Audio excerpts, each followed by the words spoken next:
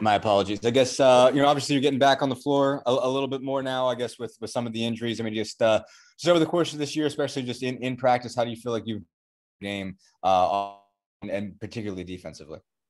Yeah, I mean, a lot of it's mental when it comes to defense, just studying the film and knowing tendencies and being able to go through things and do things in my mind to where I know that if my name gets called, I'll be ready. But physically, I mean, I try to lift weights almost every day. I get shots up every day.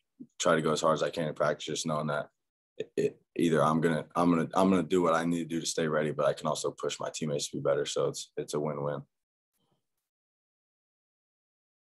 Keegan. Hey, Anthony, thanks for the time.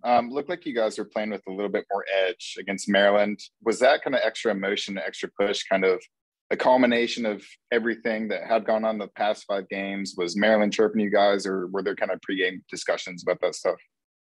There wasn't really like chirps or anything like that between the teams or anything, but I think just internally, it's losing sucks, obviously. So losing 5 in a row is not something that we want to do, and to make it 6 would have been something that wouldn't have been okay. So we really just tried to lock in, do what we could to protect home court, like Coach Woody has talked about all year, and just tried to come out from the start and then put together 40 minutes. Mike Schumann. Yeah, Anthony, I guess just going off of losing sucking, I mean, what have you noticed different about the team, the locker room this year compared to last year? In terms of what? Just kind of resolve and mindset to kind of get through what you guys have gone through this year. Mm-hmm. Honestly, I'd say just the biggest difference is that we've all experienced it. I mean, although none of us really have true experience winning at the college level, at higher levels than that, but just we've all been through it, and we've all struggled throughout our college career. And we're a pretty old team, with seniors, juniors, grad students, and whatnot. So I think that just the combination of all that and the experience and just being able to stay together and stay committed to our goal that we set back in July and June when we all got together has kind of helped us. But I'd say definitely just the experience and not wanting to keep repeating in the past. Tyler. Hey, Anthony, I hope you're doing well. I think Trace had mentioned earlier this season about how last season there were a couple of times where you were getting up shots in Assembly Hall after the games and he was rebounding for you. But he said that after that you went to Cook Hall and got up some more shots. Is that true? And why is that something that you want to do? Mm-hmm. Yeah, it is true. I like to get as many shots up as I can. And it's something that I try to pride myself on, especially if I'm not playing in the game, to still get shots up or do some conditioning work with Coach Cliff, just to do things that will keep me ready just in case my name's called. But it also it's just something that helps clear my mind mentally too. So, getting shots up is a peaceful thing. It's fun. So I just try to do as much as I can. Jeff. Hey, man, thanks for your time. Appreciate it. Hey, so you guys, give me a player's view. You guys are on the NCAA tournament bubble, whether you pay attention, don't pay attention. First of all, I'm curious, do players look at bracketology at all? And second of all, what's it like as a player? Does it create angst? Do you try to just ignore it and say, okay, we control? How do you handle it, and do you pay attention to it?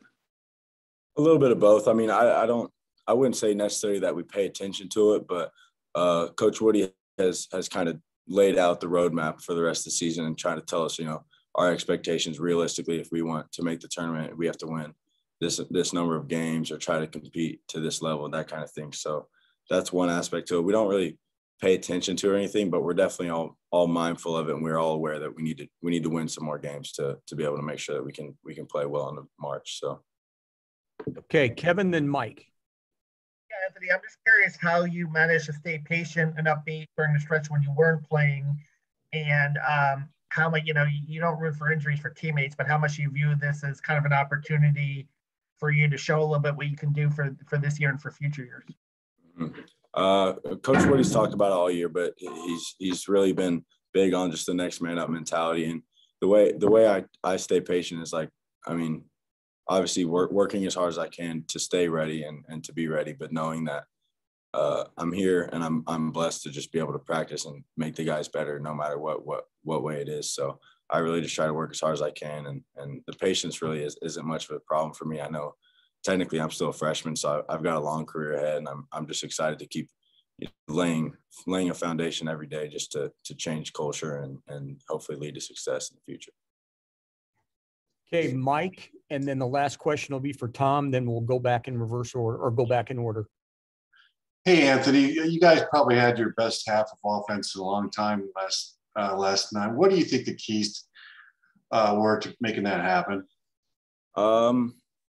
Obviously, ball movement and that type of stuff and hitting shots is big, especially the game X had was great, and it definitely led the way. But I'd say defense to offense and just being able to get stops and go on runs is a big part of it. And then, like I said, ball movement and spacing the floor, it makes it a lot easier to get the guys shots who need to get shots. Coach Woody always says the ball is going to find your team's best player. So I think that when we're moving the ball and we're making the extra pass, it's contagious, and it gets everybody in the mood to kind of pay it forward or make the extra pass or get someone else a shot. So I think that type of mentality and just some spacing and some confidence, and we were able to get it done.